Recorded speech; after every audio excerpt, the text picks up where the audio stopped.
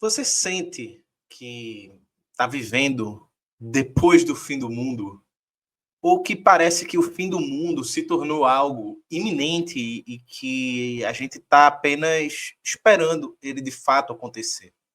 Não tem zumbis, não tem grandes explosões, não tem um asteroide que bate na Terra, não vai ter fungos, mas tem algo que parece ser pior nesse cenário que nós estamos vivendo.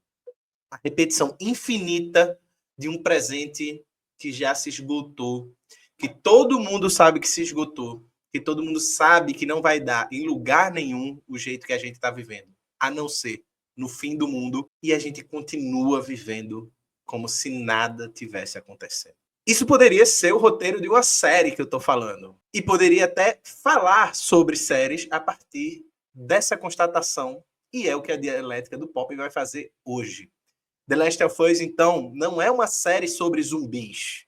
Não é uma série sobre um apocalipse climático que fez com que zumbis contaminados por fungos tomassem os humanos e transformassem a Terra num lugar bastante diferente e perigoso para a vida humana. The Last of Us é, portanto, um espelho do nosso tempo. E hoje a gente vai usar essa série maravilhosa, uma das minhas favoritas, junto com o pensamento de Mark Fisher, para entender o que significa viver num mundo sem futuro, num mundo onde o mundo já acabou, mas a gente é obrigado a continuar vivendo.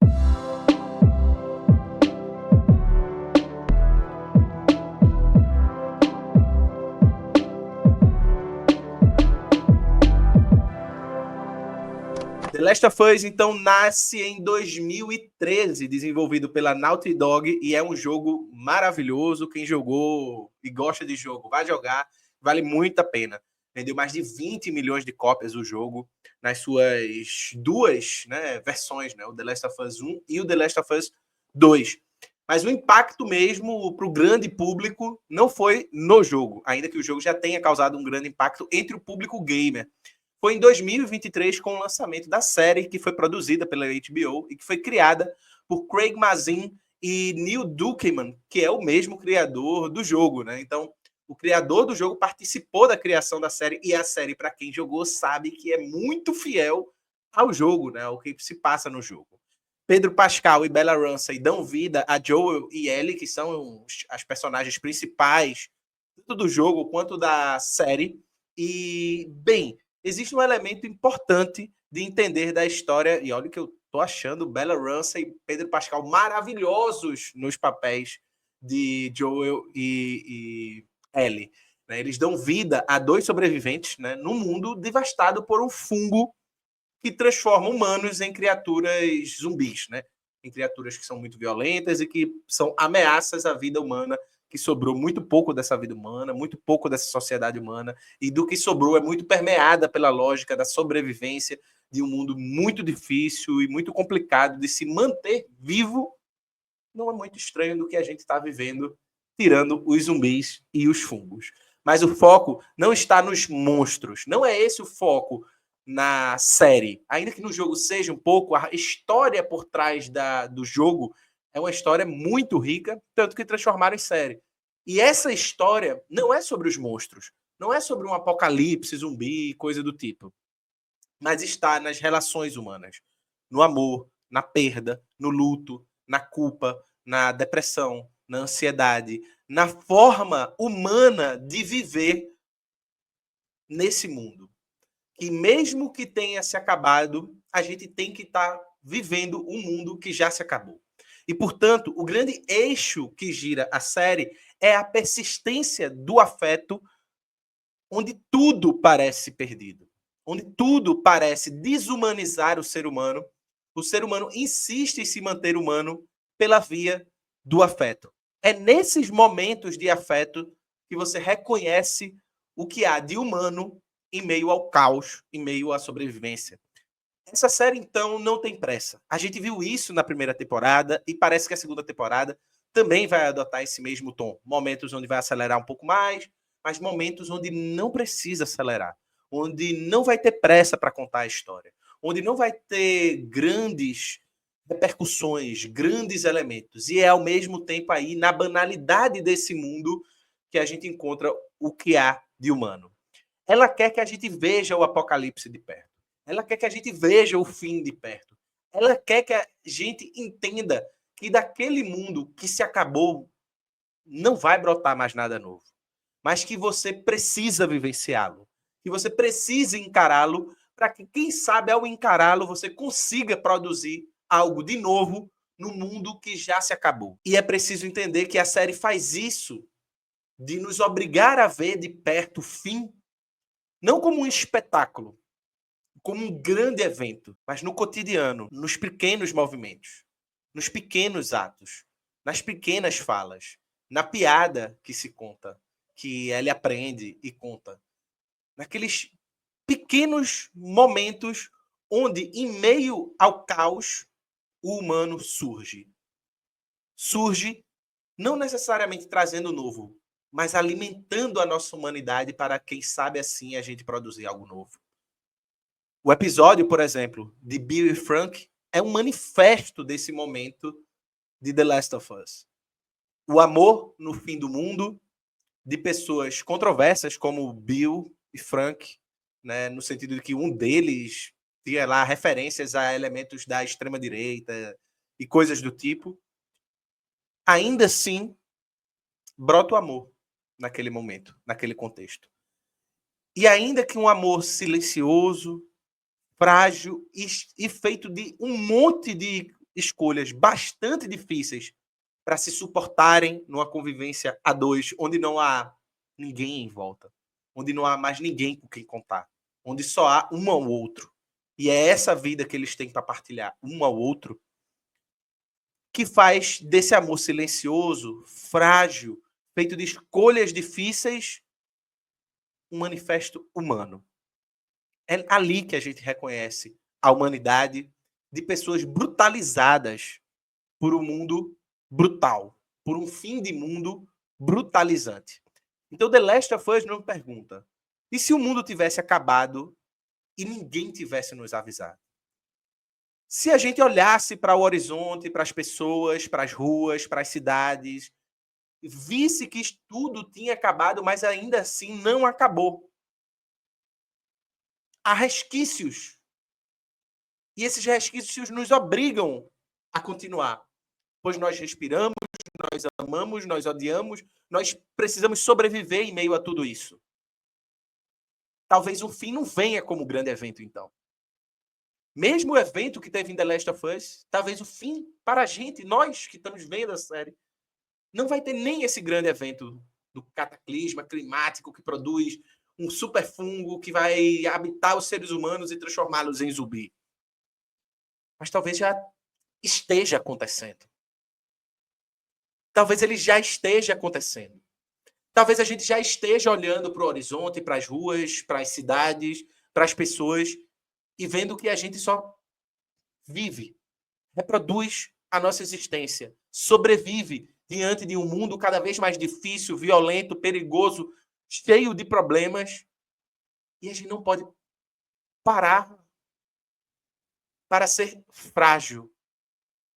E é somente quando a gente vivencia e experiencia uma dimensão afetiva diante desse mundo, do sofrimento, da dor, de poder olhar o outro, de poder amar, de poder sorrir de algo banal em meio a um cotidiano asfixiante, é que a gente recupera algo de humano que esse mundo, enfim, ou pós o fim, que nos obriga a empurrar com a barriga a nossa própria humanidade e o direito de ser humano nesse mundo, é que a gente experiencia algo. De certa forma, isso é muito próximo do que pensa Mark Fisher, que foi um pensador britânico, autor do livro Realismo Capitalista, Fantasmas da Minha Vida, Desejos Pós-Capitalista e Realismo Capitalista, um livro curto, porém poderoso, que traz uma ideia no seu subtítulo da edição brasileira, de que é mais fácil imaginar o fim do mundo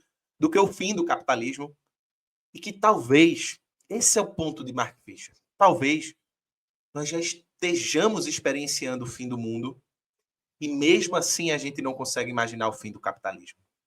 porque nós somos tomados pela necessidade de sobreviver, pela violência do mundo, pelos perigos das ruas, que não são zumbis, que não são pessoas violentas e terríveis, tomadas pela necessidade de sobreviver, mas é o próprio ser humano vivendo numa sociedade egoísta, que produz egoísmo, que reproduz egoísmo, que reproduz uma guerra de todos contra todos, no instinto de que se você vencer essa guerra, tudo bem, mas se você perder, você está fora, você passa fome, você perde tudo, inclusive a humanidade, inclusive a sua existência, o seu direito de viver em sociedade. E, portanto, de certa forma, segundo Fischer, o capitalismo não precisa mais promover um futuro melhor. Ele já nos venceu ao nos dizer que não há mais uma alternativa possível.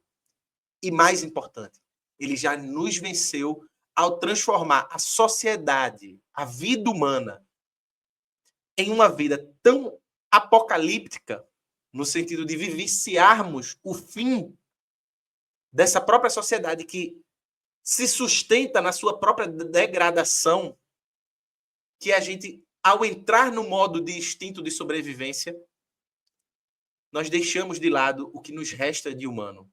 A nossa capacidade de imaginar futuros, a nossa capacidade de produzir afetos, de produzir emoções, de produzir uma série de conexões coletivas capazes de fazer a gente, quem sabe, fazer do fim um novo começo.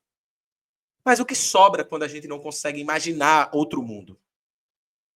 The Last of Us, de certa forma, nos aponta alguns indícios aqui e acolá. O que sobra para Fischer é a apatia, é a depressão, é o desespero silencioso de quem tenta sobreviver, mas se vê tomado pelo mundo que lhe diz: você não vai conseguir. É muito difícil que você consiga. A série, portanto, é um quase que estudo de caso do que Fischer chama de futuro cancelado. Aquele mundo de The Last of Us é um apocalipse que não destrói tudo, mas ele interrompe o sentido das coisas. Ele interrompe o sentido humano, a capacidade humana de ser humano, de produzir coletividade, de imaginar o novo, de pensar num mundo diferente, num mundo melhor, num mundo mais justo, num mundo mais feliz, por que não? Ainda que a tristeza também seja um afeto humano fundamental, mas nem isso esse mundo de The Last of Us nos dá tempo para sentir. Tristeza. As pessoas lamentam, choram, mas não podem se perdurar muito tempo nisso. Nem nisso, nem na alegria, nem em nada. Ao interromper o sentido das coisas, o capitalismo produz um mundo em que não dá tempo para nada. A aceleração produtivista, junto a esse futuro cancelado, nos faz com que a gente, além de viver em eterno estado de necessidade de sobrevivência, a gente não tenha mais nada para imaginar, mais nada de humano para fazer, mais nenhum projeto para construir, nada. Só a mera sobrevivência. O mero produzir e o reproduzir de um presente que é insuportável. A depressão, então, é um sintoma do realismo capitalista. Fischer vai dizer que a depressão não é só, portanto, um problema individual. Ela é uma patologia coletiva, produzida socialmente e útil politicamente. É somente pessoas apáticas, depressivas, melancólicas, que não têm força para tentar lutar contra algo que as massacra. Então, no mundo em que tudo precisa ser produtivo, feliz, performático, a tristeza é um defeito. O fracasso é um defeito. Não ter sucesso é um defeito. E, portanto, a culpa não é de uma sociedade ultra concorrencial, ultra produtivista, ultra performática, onde ser feliz é quase como uma obrigação, ainda que as condições materiais para essa felicidade sejam para muito poucos. Mas mesmo assim, ainda que seja para muito poucos, a tristeza ela é universalmente vista como um defeito e como uma fraqueza dos perdedores, dos derrotados. E, portanto, o depressivo ele é a figura da derrota dessa sociedade. Mas e aí é fundamental a gente se perguntar, e se a tristeza, então, justamente por isso, foi o único sinal de que ainda estamos vivos? The Last of Us mostra diversas vezes pessoas deprimidas, esgotadas, culpadas, mas que ainda amam, mas que ainda sentem. Joel, por exemplo. Joel é um homem quebrado pela perda e que encontra em ele uma razão frágil e que muitas vezes toma ele por um medo ainda maior de perdê-la, mas por uma razão frágil para seguir. A depressão, nesse sentido, é uma reação legítima ao colapso do mundo e não uma doença a ser tratada e para que a pessoa seja devolvida como mais um bicho produtivista ou um animal para sobreviver sem raciocinar a um mundo de perigos, de desgraças tomados pelo fim da existência humana e da própria sociabilidade como a gente conhece. O amor, então, em The Last of Us, ele é a última expressão da resistência da humanidade enquanto ser humano. O que The Last of Us propõe, então, não é uma esperança, é resistência. Amar alguém no mundo destruído é quase que um ato revolucionário. É quase que um ato de tentativa da humanidade de não morrer enquanto ser humanos, que podem produzir coisas boas. E não só barbárie. Joel salva Ellie, mesmo que isso custe a salvação do mundo, paradoxalmente. Isso não é egoísmo, não é heroísmo, isso é amor. É instinto de um ser humano que tenta preservar aquilo que há de humano em si mesmo. Ele foi egoísta, ele não foi heróico, mas isso é expressão da humanidade. Da humanidade que ele busca salvar diante da iminente perda de Ellie. E isso nos ensina algo, que no meio do fim, o afeto, o amor, o ódio, a raiva, uma série de afetos, a esperança, o medo, é aquilo que ancora o ser humano no que há de humano.